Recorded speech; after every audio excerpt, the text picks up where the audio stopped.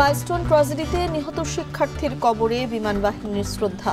বার্নে আরেক শিশুর মৃত্যু, ছাড়ের অপেক্ষায় 15 দগ্ধ, উপাসনালয়ে প্রার্থনা। বিমান বিধ্বস্তের ঘটনায় গুজব ছড়ানো দুঃখজনক বলছেন উদ্ধারকারীরা। দুর্যোগে তথ্য ব্যবস্থাপনায় গুরুত্বের তাগিদ বিশেষজ্ঞদের। ফেনীর পরশুরামে বিএসএফের গুলিতে 2 বাংলাদেশি নিহত, আহত আরও একজন হাসপাতালে চিকিৎসাধীন। ঘটনাস্থল পরিদর্শন বিজিবির। চট্টগ্রাম বন্দরে সেবা মাশুল বাড়ালো 30%। আলোচনা করে সিদ্ধান্ত, দাবি নৌ উপদেষ্টার। বিদেশি অপারেটর নিয়ে প্রোপাগান্ডা না ছড়ানোর আহ্বান। এবং রাজধানীতে পেঁয়াজ সহ বেশিরভাগ সবজির দাম বাড়তি, কমলেও চড়া মরিচের দর। কিছুটা স্বস্তি আমিষের বাজারে, কমেনি চালের দর।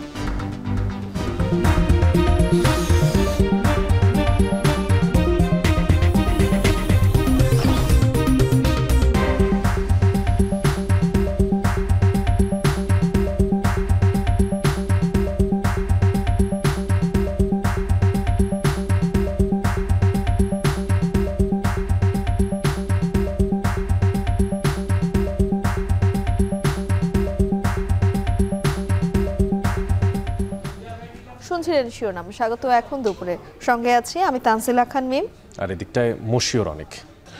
মাইলস্টোন ট্র্যাজেডিতে প্রাণ গেল আরও এক শিশুর। সকালে 9টার দিকে না ফেরার দেশে চলে যায় শিশু আয়মান। আর এই নিয়ে এখন পর্যন্ত মৃত্যুর সংখ্যা দাঁড়ালো 32 জনের। এদিকে জাতীয় বার্নে এখনও সংকটাপন্ন অবস্থায় রয়েছে 6 দগ্ধ। ঝুঁকিমুক্তদের আগামীকাল থেকে ছাড়পত্র দেওয়া হবে বলে জানিয়েছে হাসপাতাল কর্তৃপক্ষ। বিস্তারিত তথ্যপাত্র জানাচ্ছেন হোসেন জাহিদ। অবশেষে ছুটি পেল 10 বছরের শিশু আয়মান। এখন গন্তব্য শরীয়তপুরের দাদাবাড়ি। তবে তার এই যাত্রা শোকে ভাসছে স্বজনদের হৃদয়। জাতীয় বার্ন ইনস্টিটিউটে এখনও জীবন মৃত্যু সন্ধিক্ষণে কয়েকজন, তবে ঝুঁকিমুক্ত 15 জন। তাদেরকে শনিবার থেকে বার্নের কেবিন থেকে ছাড়া হবে বলে জানিয়েছেন হাসপাতাল কর্তৃপক্ষ। ভালো পেশেন্টগুলোকে আমরা আগামীকাল থেকে রিলিজ দেওয়া শুরু করব। ইতিমধ্যে আজকে আমরা সকালে যে বসেছিলাম, অন্তত 15 জনকে রিলিজ দেওয়ার মতো অবস্থানে আসছে, কিন্তু আমরা এটাকে পর্যায়ক্রমিকভাবে দিব। দগ্ধদের উন্নত চিকিৎসা নিশ্চিত করতে দেশীয় চিকিৎসকদের সঙ্গে সকাল থেকেই যোগ দিয়েছেন সিঙ্গাপুরের 4 জন ও চীনের 5 জন চিকিৎসক। তবে তারা কোনো রোগীকেই বিদেশে নেওয়ার পরামর্শ দেয়নি বলে জানিয়েছেন স্বাস্থ্য অধিদপ্তরের মহাপরিচালক। বিভিন্ন রোগী যারা আছে তাদের অবস্থানগুলো তুলে ধরছি তাদের সাথে, এবং তাদের পরামর্শ আমরা ইমপ্লিমেন্ট করার চেষ্টা করছি। বিভিন্ন রোগীদেরকে ক্যাটাগরিক্যালি অ্যাকচুয়ালি ভাগ করা হয়েছে, যে বেশি খারাপ যারা মাঝে এবং যাদেরকে অল্প চিকিৎসা দিয়ে ছুটি দেওয়া যাবে, সেই বিষয়গুলোকে অত্যন্ত গুরুত্ব সহকারে দেখা হচ্ছে। আপনাদের সবার অ্যাকচুয়ালি সহযোগিতা আমরা কামনা করছি। এদিকে রোগীদের রক্ত কিংবা স্কিন কোনো কিছুরই ঘাটতি নেই বলে জানিয়েছে হাসপাতাল কর্তৃপক্ষ। ব্লাড, স্কিন ডোনেশন, অর্থনৈতিক সাহায্য কোনো কিছুই এই মুহূর্তে আমাদের প্রয়োজন নাই। হোসেন জাহিদ, এখন ঢাকা। ব্লাড এবং স্কিন ডোনেশন। এদিকে মাইলস্টোন স্কুল অ্যান্ড কলেজে নিহত 3 শিক্ষার্থীর সমাধিতে শ্রদ্ধা জানিয়েছে বিমান বাহিনী। নিহতদের পারিবারিক কবরস্থানে মোনাজাতে অংশ নেন বিমান বাহিনীর প্রধান। বাসায় গিয়ে সান্ত্বনা দেন পরিবারের সদস্যদের। সাজিদ আরাফাতের প্রতিবেদন। আরিয়ান, বাপ্পি আর উমায়ের যে উঠোনে কদিন আগেও ছিল প্রাণবন্ত উচ্ছল ছুটোছুটি, সে আঙিনায় এখন তাদের নিথর দেহ শায়িত। পাশাপাশি 3 কবরে শুয়ে আছে 3টি ছোট্ট প্রাণ। রোজকার মতোই গেল সোমবার স্কুলে পা রেখেছিল 3 ক্ষুদে শিক্ষার্থী। হঠাৎ আকাশ ফুঁড়ে নেমে আসা বিমান বিধ্বস্তে প্রাণ হারান তারা।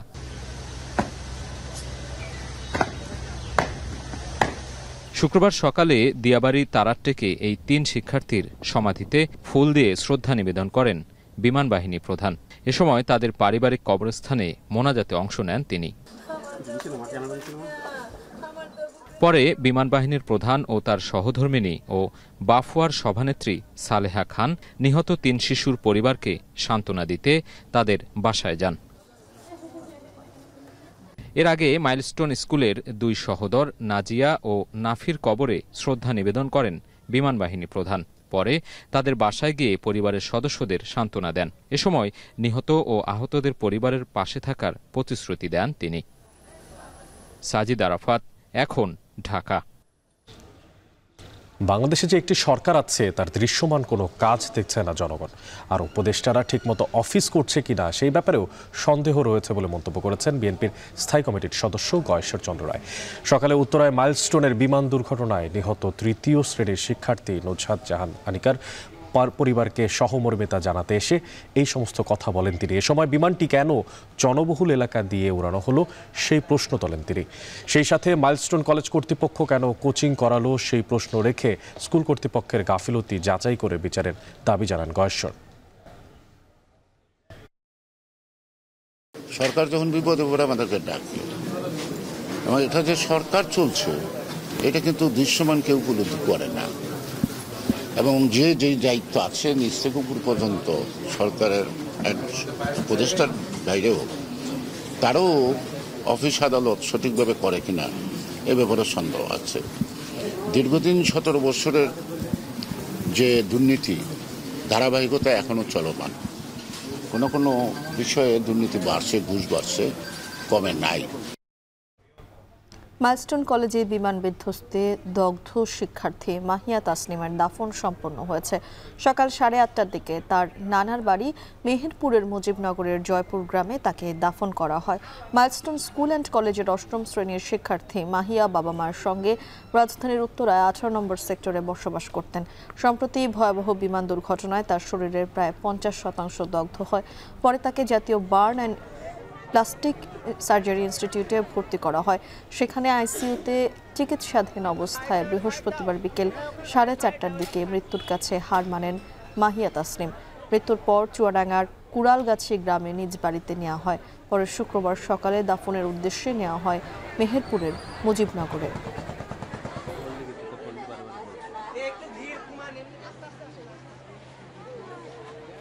কত ব্যথা বুকে চাপালি তাকে বলি আমি ধৈর্য। এই ধৈর্য ধরেই মাইলস্টোন ট্র্যাজেডিতে যে সমস্ত মানুষেরা নিহত হয়েছেন, ছোট ছোট শিশুরা নিহত হয়েছেন, তাদের সেই সমস্ত স্মৃতিগুলো মনে রাখবে জাতি অনেকটা দিন। সেই সাথে মনে রাখবে মর্মস্পৃহী এই ঘটনা নিয়ে যে ছড়িয়ে পড়া অপতথ্য, গুজবের ঘটনা, নাটক, তার সবটাই খানিকটা দেরি হলেও আহত নিহত শিক্ষার্থীদের হিসাব তুলে ধরছে স্কুল কর্তৃপক্ষ। আর সেই সাথে উদ্ধার অভিযানে ভূমিকা রাখা কর্মকর্তারা বলছেন এমন অপপ্রচার দুঃখজনক। সব মিলিয়ে এই মানবিক বিপর্যয়ে দুর্যোগ ব্যবস্থাপনার সঙ্গে সঙ্গে গুরুত্ব পাচ্ছে তথ্য ব্যবস্থাপনার আলাপও। আজহার লিমনের প্রতিবেদনে দেখবেন বিস্তারিত, যেখানে ছবি তুলেছেন মিরাজ হোসেন। হতাহতের সংখ্যা হয়তো আরও বেশি বাড়তে পারত যদি না ততক্ষণে স্কুল ছুটি হতো।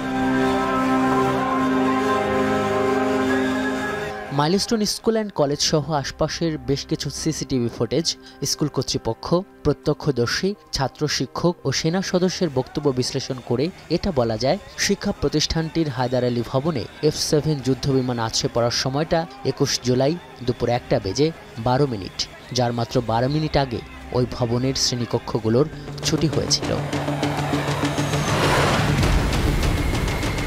এই সিসিটিভি ফুটেজেও দেখা যাচ্ছে যুদ্ধবিমানটি বিধ্বস্ত হবার পরপর মাঠে অবস্থান করা শিক্ষার্থীদের ভীত সন্ত্রস্ত ছোটাছুটি, কিন্তু কিছু শিক্ষার্থী তো ছিল অপেক্ষারত কিংবা শ্রেণী উত্তর কার্যক্রমে। ছুটি না হয়তো ওই সময় তাহলে আরও বেশি হতো। ছুটি হওয়ার পরে আপনার অনেক বাচ্চা বের হয়ে গেছিল। শহরের ইতিহাসে এমন মর্মান্তিক দুর্ঘটনায় যখন শোকে মুহরমান পুরো জাতি, তখন এই ঘটনাকে নিয়ে ভেসে চলছে নানা গুজব, অপতথ্য। সেসব যাচাই করতে আমরা দুর্ঘটনা কবলিত স্কুলটিতে।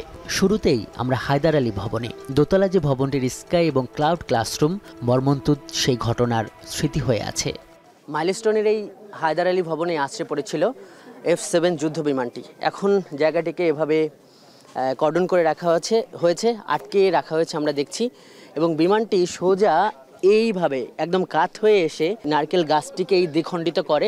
এটা ব্যবহার করা হয় এভিয়েশন ফুয়েল বা জেট ফুয়েল, যেটি যখন এটি জ্বলতে থাকে তখন 1000 থেকে 1500 ডিগ্রি সেলসিয়াস পর্যন্ত তাপমাত্রা উৎপন্ন করতে পারে। এবং যখন এই বিমানটি এখানে আছড়ে পড়েছে এবং এই ধরনের একটা বিস্ফোরণ ঘটেছে, আগুন জ্বলে উঠেছে, তখন যা হবার কিন্তু তাই হয়েছে।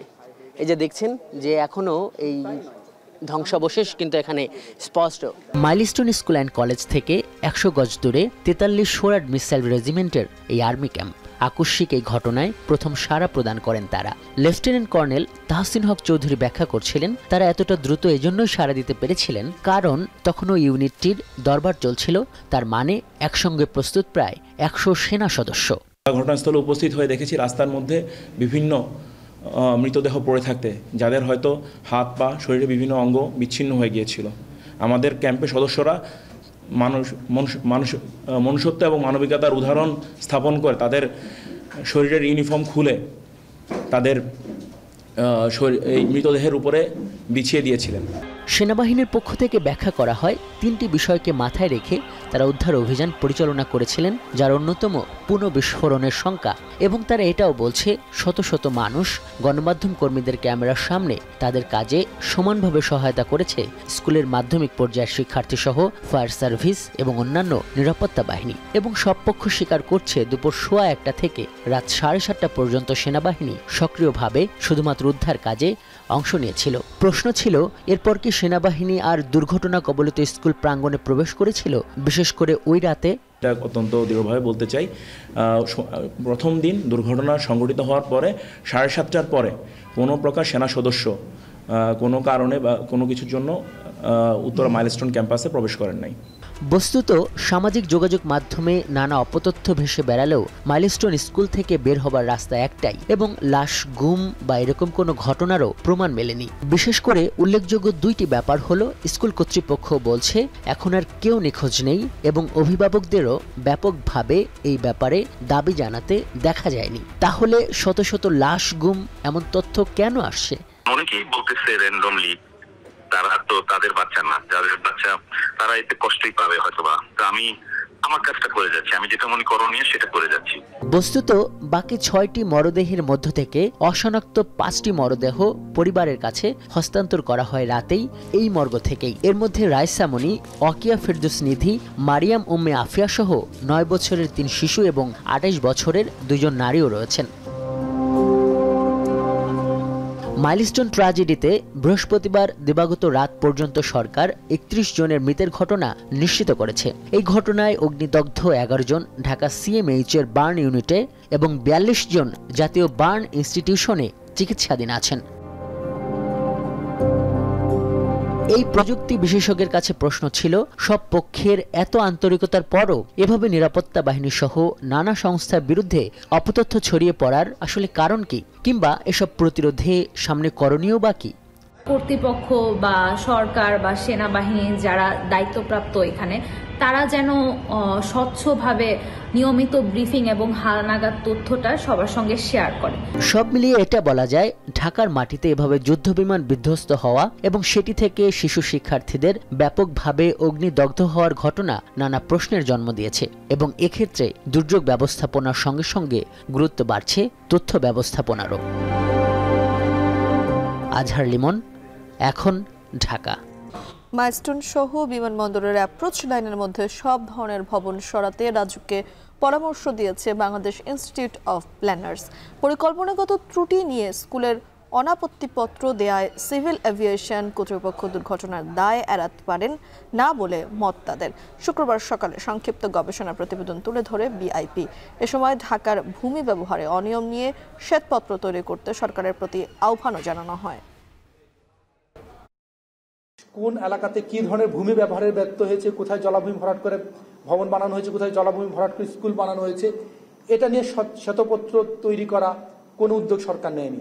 সরকার যে উদ্যোগটা নিয়েছে, ব্যবসায়ীদের ইন্ধনে, ব্যবসায়ীদের চাপে, কতিপয় পেশাজীবী, অসৎ পেশাজীবীদের চাপে ডেপ সংস্কারের নামে সারা ঢাকা শহরে ফার বানানোর নামে অতি উচ্চ ভবন বানাতে হবে। এখানে কোনো হাইট জোনিং বলে কিছু হবে না। এখানে ফ্লাইট জোনের ভেতরে আপনার হাইট জোনিং লাগবে না। তারা বলছে যে আপনার আবাসিক এলাকাতে আপনার ভবন 5 তলা, তার পাশে 14 তলা ভবন হবে, আপনার ভবনে আলো বাতাসের প্রয়োজন নাই। ফেনীর পরশুরামে ভারতীয় সীমান্তরক্ষী বাহিনী বিএসএফ এর গুলিতে 2 বাংলাদেশি নিহত হয়েছেন, যাদের মধ্যে একজন ভারতের হাসপাতালে চিকিৎসাধীন অবস্থায় মারা যান। বিজিবির পক্ষ থেকে জানানো হয়, কয়েকজন যুবক বৃহস্পতিবার রাতে বাসপদুয়া সীমান্তে বন্যার পানিতে মাছ ধরতে যায়। এ সময় বিএসএফ তাদের লক্ষ্য করে গুলি ছুড়লে মিল্লাত, লিটন ও আফসার নামের 3 যুবক গুলিবিদ্ধ হন। পরে তাদের মধ্যে মিল্লাত ও আফসারকে উদ্ধার করে ফেনী জেনারেল হাসপাতালে নেওয়া হলে চিকিৎসক মিল্লাতকে মৃত ঘোষণা করে, আর আফসার এখনও চিকিৎসাধীন রয়েছেন। এছাড়া গুলিবিদ্ধ লিটনকে বিএসএফ সদস্যরা ভারতের বিলোনিয়া হাসপাতালে নেয়। সেখানে চিকিৎসাধীন অবস্থায় বাংলাদেশ সময় বেলা 11:30টার দিকে মৃত্যু হয়। বিজিবি জানায়, সীমান্ত পিলার অতিক্রম করে কাঁটাতারের কাছে চলে গেলে তাদের লক্ষ্য করে গুলি ছোড়ে বিএসএফ সদস্যরা। পরে খবর পেয়ে তাৎক্ষণিক ঘটনাস্থল পরিদর্শন করে বিজিবি।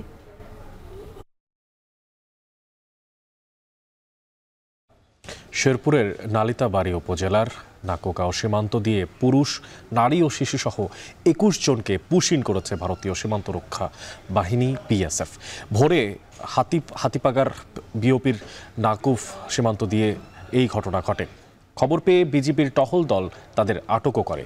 আটকদের মধ্যে 6টি পরিবারের 5 জন পুরুষ রয়েছে, সাথে রয়েছে 5 জন মহিলা এবং 11 জন শিশু। এই সময় প্রাথমিক জিজ্ঞাসাবাদে তারা জানায়, 2017 সালে কক্সবাজারের উখিয়ার বালুখালী রোহিঙ্গা শরণার্থী ক্যাম্প থেকে পালিয়ে বাংলাদেশের বিভিন্ন সীমান্ত দিয়ে ভারতে যান তারা। এরপর ভারতের বিভিন্ন প্রদেশে তারা শ্রমিক হিসেবে হোটেল ও বাসাবাড়িতে কাজ করেন। আটকদের দেয়া তথ্য অনুযায়ী তাদের পরিচয় যাচাই বাছাইয়ের কার্যক্রম চলমান রয়েছে। শেরপুরের আন্তর্জাতিক সীমানা রক্ষা ও যে কোনো প্রকার অবৈধ কার্যক্রম প্রতিরোধে বিজিবি জওয়ানরা সর্বোচ্চ সচেষ্ট আছে বলে জানিয়েছে। সুনামগঞ্জ থেকে সিলেটে 25তম দিনের জুলাই পদযাত্রা শুরু করেছে এনসিপি। এ নিয়ে বিস্তারিত জানাতে সুনামগঞ্জ থেকে যুক্ত হচ্ছেন গুলজার আহমেদ। গুলজার, সুনামগঞ্জে আজ কি কি কর্মসূচি রয়েছে এনসিপির, একটু বিস্তারিত আমাদেরকে জানাবেন।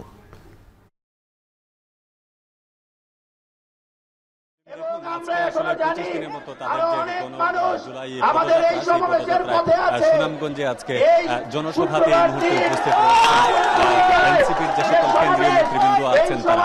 আমরা যদি একটু দেখাই যে এখানে নাহিদ ইসলাম সহ আক্তার হোসেন সহ যে সকল কেন্দ্রীয় নেতৃবৃন্দ আছেন তারা ইতিমধ্যে মঞ্চে এসে উপস্থিত হয়েছেন। এর আগে সুনামগঞ্জের যে সেন্ট্রাল মসজিদ যেটি আছে, কেন্দ্রীয় মসজিদে তারা জুমার নামাজ আদায় করেন এবং জুমার নামাজ আদায় করে তারা পদযাত্রা করে এখানে তাদের যে ট্রাফিক পয়েন্ট, সেই ট্রাফিক পয়েন্টে এসে উপস্থিত হয়েছেন।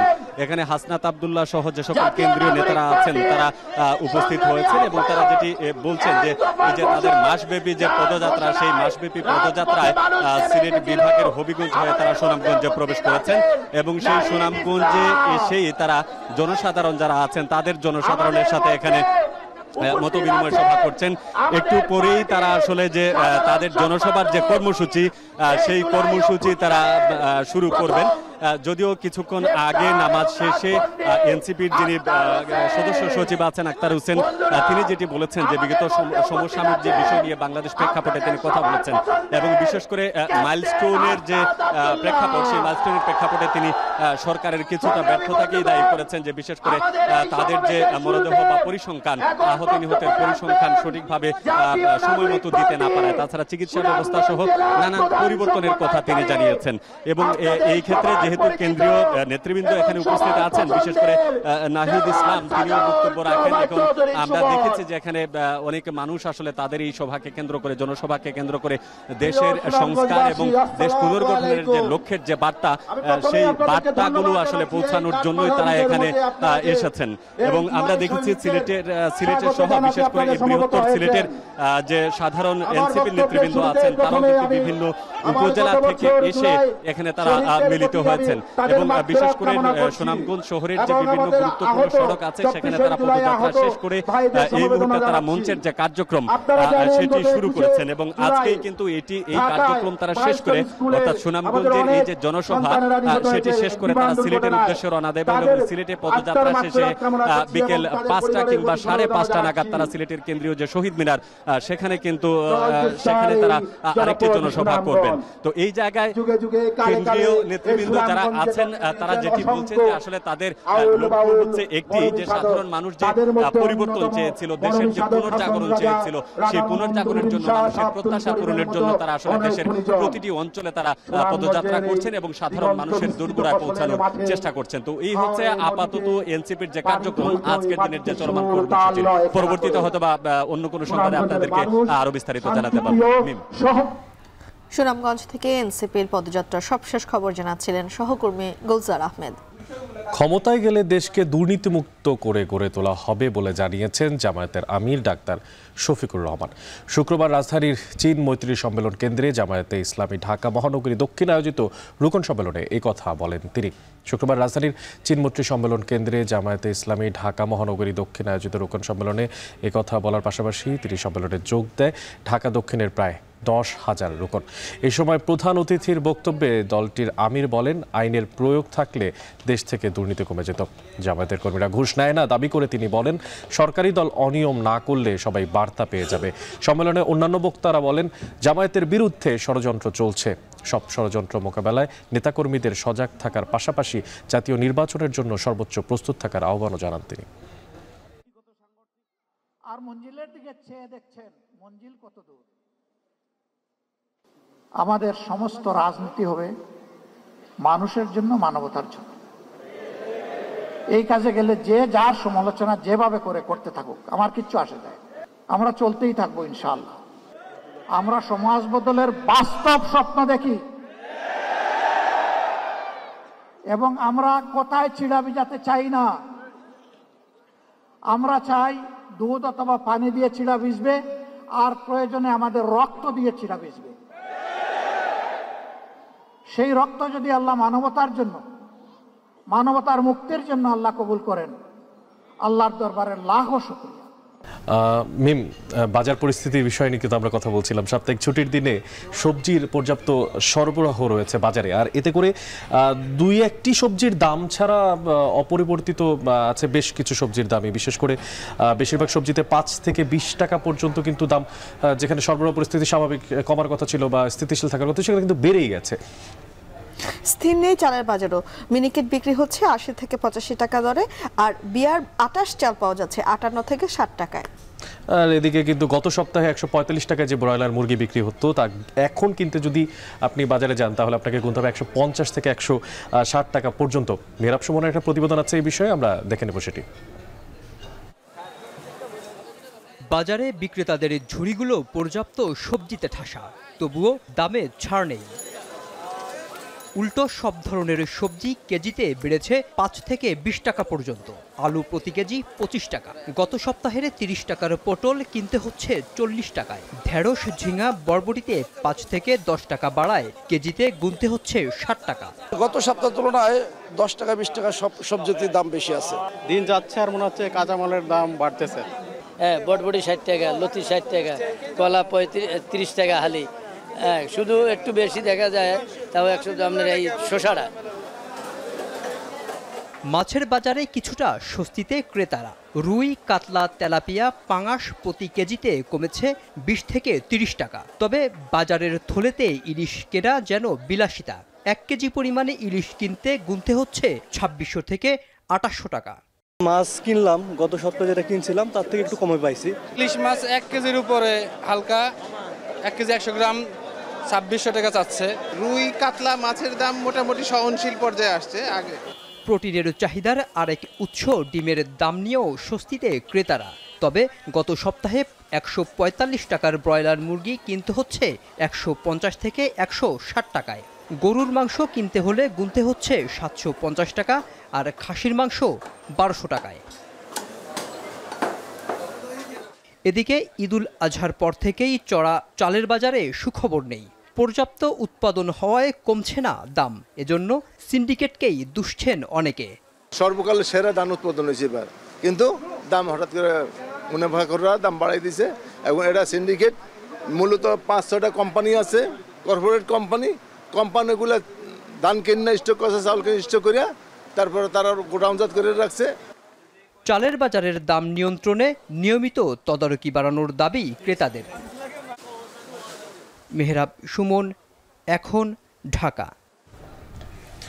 মিম, চট্টগ্রাম বন্দরের সেবা প্রত্যাশী যারা চট্টগ্রাম বন্দর যারা ব্যবহার করেন তাদের কিন্তু সেবা মাশুল কিন্তু বাড়ানো হয়েছে 30%। এটা জানিয়েছে সিপিএ বা চট্টগ্রাম বন্দর কর্তৃপক্ষ। এছাড়াও বলা হচ্ছে যে যে মন্ত্রণালয় এবং স্টেক হোল্ডার তাদের সঙ্গে আলোচনা করেই এই সিদ্ধান্ত নিয়েছে নৌ পরিবহন উপদেষ্টা। আর চট্টগ্রাম কাস্টমসে বৈঠকে শুল্কায়ন ও নিলাম সহজ এবং গতিশীল করতে রাজস্ব বোর্ডের বিভিন্ন উদ্যোগের কথা তুলে ধরেছেন এনবিআর চেয়ারম্যান। বিস্তারিত থাকছে প্রতিবেদনে। চট্টগ্রাম বন্দরের নিউমুরিং টার্মিনাল পরিচালনার দায়িত্ব বাংলাদেশ নৌবাহিনীকে দেওয়ার পর বন্দর পরিদর্শনে এলেন নৌ উপদেষ্টা এম সাখাওয়াত হোসেন। সঙ্গে যোগ দেন নৌবাহিনীর কর্মকর্তারাও। এ সময় উপদেষ্টা জানান, আমদানি রপ্তানি পণ্যে চট্টগ্রাম বন্দরের সেবা মাশুল গড়ে 30% বাড়ানোর সিদ্ধান্ত নেওয়া হয়েছে। সম্প্রতি আন্তঃমন্ত্রণালয়ের সভায় এই সিদ্ধান্ত নেওয়া হয়। বিষয়টি নিয়ে স্টেক হোল্ডারদের সাথে আলোচনা হয়েছে বলেও দাবি উপদেষ্টার। সবশেষ 1986 সালে মাশুল বাড়ানো হয়েছিল, সেই হিসেবে 39 বছর পর বন্দরের মাশুল বাড়াচ্ছে অন্তর্বর্তী সরকার। আমাদের যদি এফিসিয়েন্সি বাড়াতে হয় তাহলে আমাদেরকে বাইরের নো হাউ টেকনোলজি আনতে হবে। আমরা যদি নিজেরা করছি ঠিকই, নিজেরা অনেক এফিসিয়েন্টলি করছি, কিন্তু এই এফিসিয়েন্সি বাড়াবার জন্য আমাদের দরকার হচ্ছে আন্তর্জাতিক অঙ্গনে আমাদের প্রবেশ করা। এ সময় উপদেষ্টা জানান, চট্টগ্রাম ও মোংলা বন্দরের সক্ষমতার পুরোটা ব্যবহার হচ্ছে না।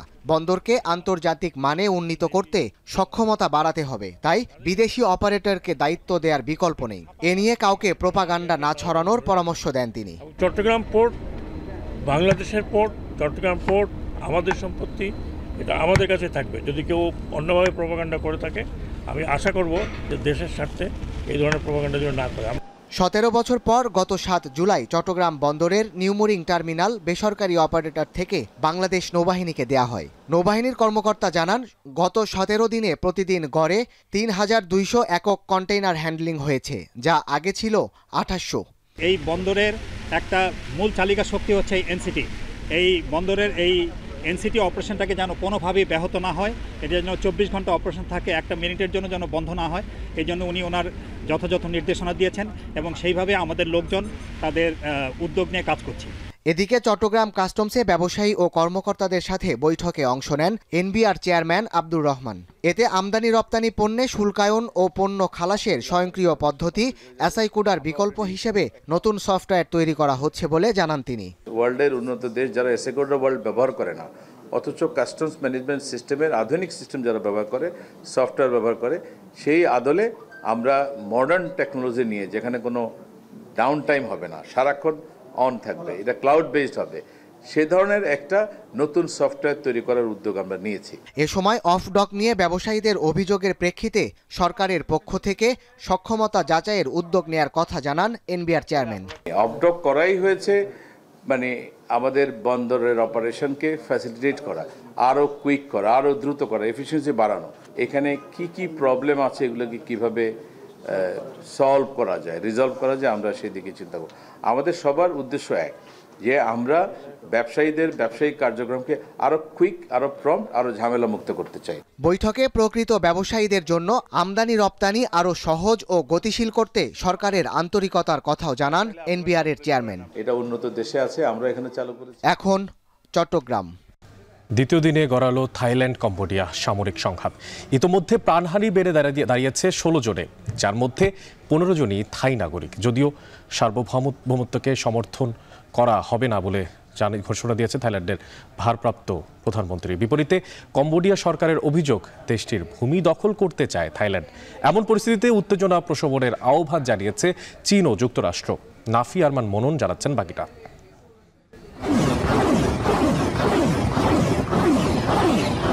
RM-70 ও BM-21 রকেট সিস্টেম দিয়ে এভাবেই থাইল্যান্ডে হামলা চালাচ্ছে Cambodia.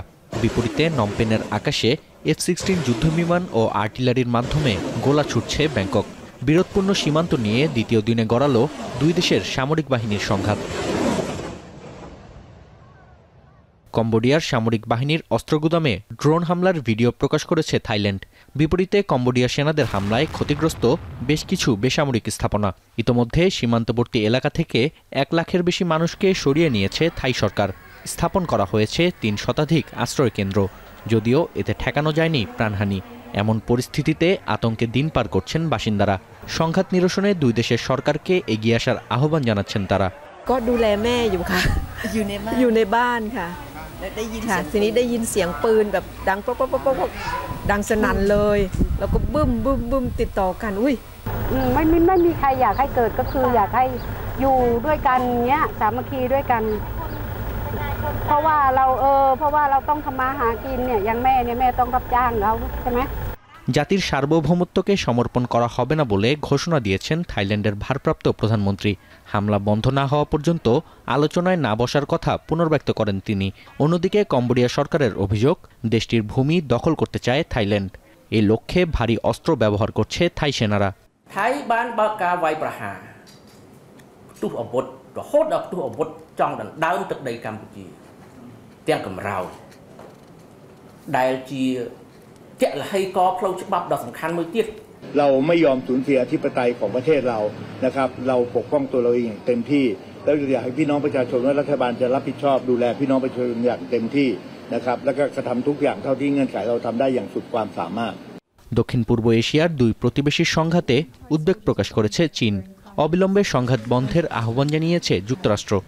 We are also gravely concerned by the escalating violence along the Thailand-Cambodia border and deeply saddened by reports of harm to civilians. The United States urges an immediate cessation of hostilities, protection of civilians, and a peaceful resolution of the conflict. 泰国和柬埔寨两国都是中国的友好邻邦，也是东盟重要成员。睦邻友好，妥处分歧，符合双方根本和长远利益。বৃহস্পতিবার সীমান্তের বিরোধপূর্ণ অঞ্চলে ল্যান্ডমাইনের বিস্ফোরণে আহত হন 5 থাই সেনা। এরপর সামরিক সংঘাতে জড়ায় দুই দেশ। এর আগে 2008 ও 2011 সালেও 800 কিলোমিটার দীর্ঘ স্থল সীমান্তে একই রকম সামরিক সংঘাতের দেখা মিলেছে। নাফি আরমান মনন, এখন বিশ্ব। ফিলিপিন্সের ভূখণ্ডে দ্বিতীয়বার আঘাত হানল টাইফুন কোমে। মৃতের সংখ্যা বেড়ে দাঁড়িয়েছে কমপক্ষে 19 জনে। নিখোঁজ অনেকেই। দুর্যোগপূর্ণ আবহাওয়ায় রাজধানীর ম্যানিলা ও 34টি প্রদেশের সব স্কুল ও সরকারি অফিস আদালত বন্ধ ঘোষণা করা হয়েছে। বাতিল হয়েছে প্রায় 70টি ফ্লাইট। এছাড়াও তীব্র ঝড় বৃষ্টির কবলে চীন, যুক্তরাষ্ট্র সহ বিভিন্ন দেশ। অন্যদিকে দাবানলে কাবু, তুরস্ক, সাইপ্রাস, আলবেনিয়া সহ ইউরোপের অনেক দেশ। আগুন নেভাতে গিয়ে তুরস্কে প্রাণ গেছে কমপক্ষে 12 ফায়ার সার্ভিস কর্মীর। বিস্তারিত জানাচ্ছেন নুজহাত কামাল।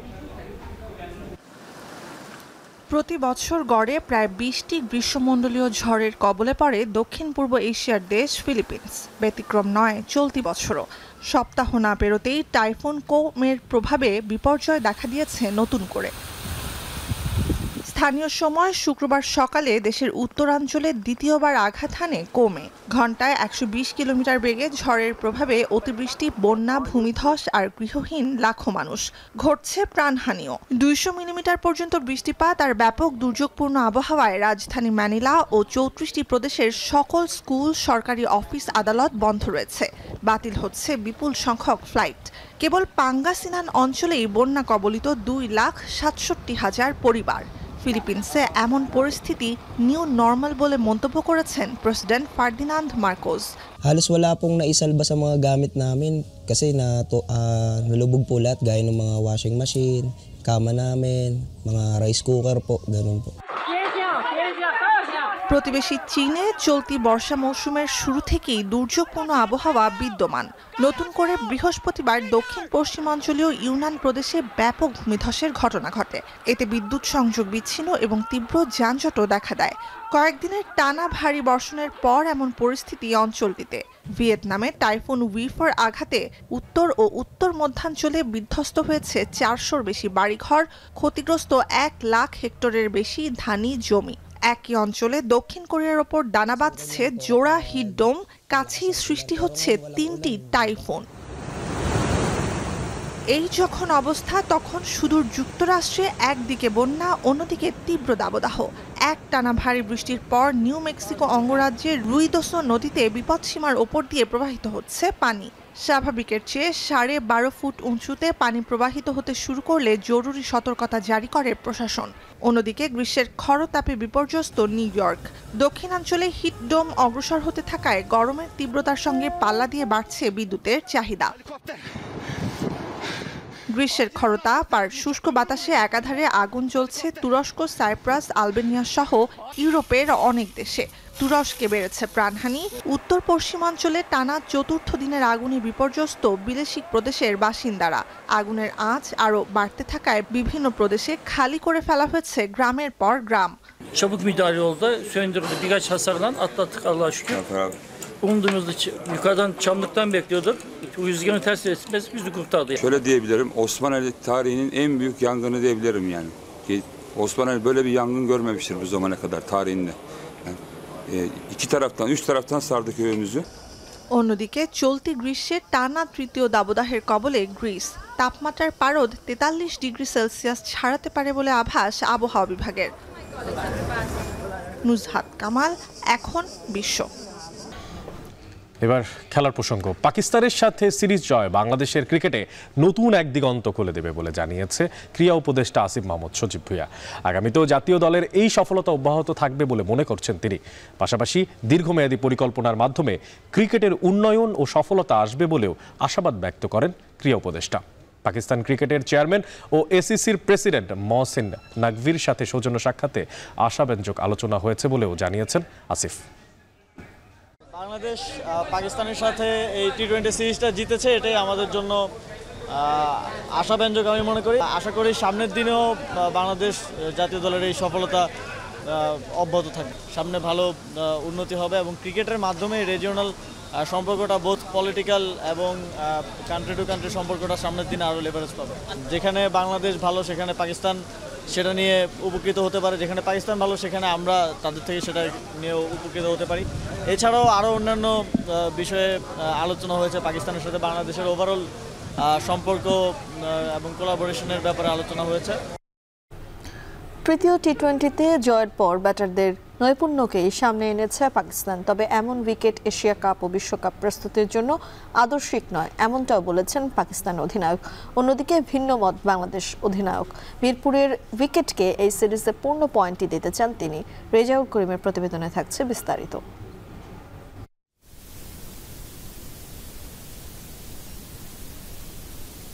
বাংলাদেশ পাকিস্তান টি-20 সিরিজের প্রথম 2 ম্যাচে রান করতে পারেনি সফরকারীরা। শেষ টি-20তে এসে পাকিস্তান পেয়েছে বড় সংগ্রহ, বাংলাদেশকে হারিয়ে এড়িয়েছে হোয়াইট ওয়াশের লজ্জা। এদিন মিরপুরের উইকেট নিয়ে গুরুতর অভিযোগ না করলেও বিশ্বকাপ কিংবা আসন্ন এশিয়া কাপের আগে এমন পিচে খেলা যে আদর্শিক ছিল না তা অকপটেই জানিয়েছেন পাকিস্তানের অধিনায়ক।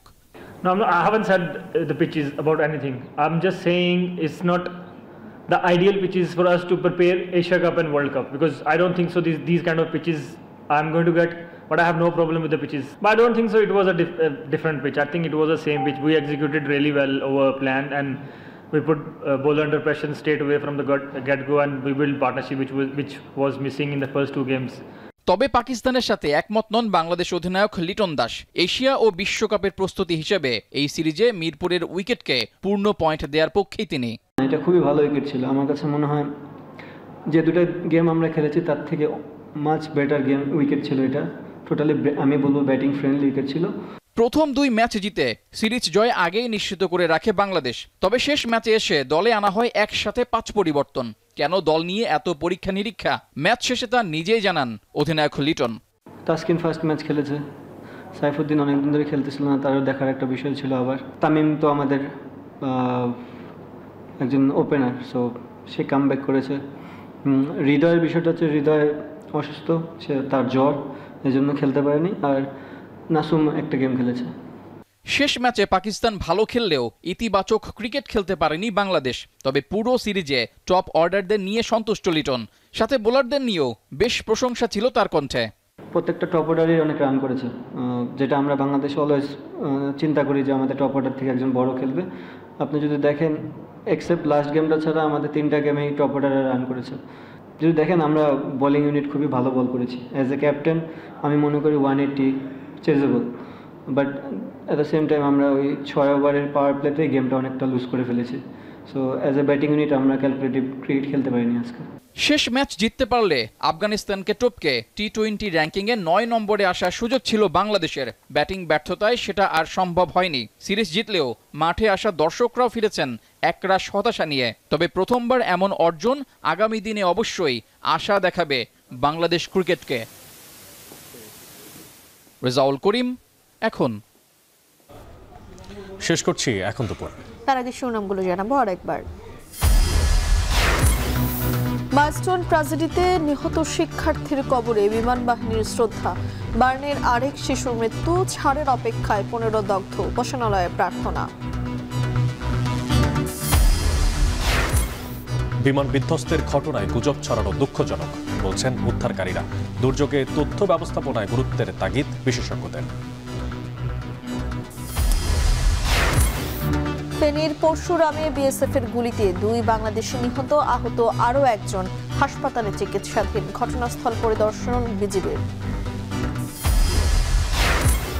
দলের মতো দেশকেও দুর্নীতিমুক্ত করা হবে। রোকন সম্মেলনে জামায়াতের আমির। সরকারের দৃশ্যমান কাজ দেখছে না জনগণ, মন্তব্য বিএনপির নেতা গয়সরের। এবং চট্টগ্রাম বন্দরে সেবা মাশুল বাড়ল 30%। আলোচনা করেই সিদ্ধান্ত, দাবি নৌ উপদেষ্টার। বিদেশি অপারেটর নিয়ে প্রোপাগান্ডা না ছড়ানোর আহ্বান। এই ছিল এখন দুপুর। এখন টেলিভিশন ওয়েবসাইটে দেখতে ভিজিট করুন এখন.tv। এছাড়া এখন টেলিভিশন ফেসবুকে দেখতে হলে ভিজিট করুন facebook.com/tv.এখন এবং ইউটিউবে এখন টেলিভিশন দেখতে ভিজিট করুন youtube.com/c/echontv।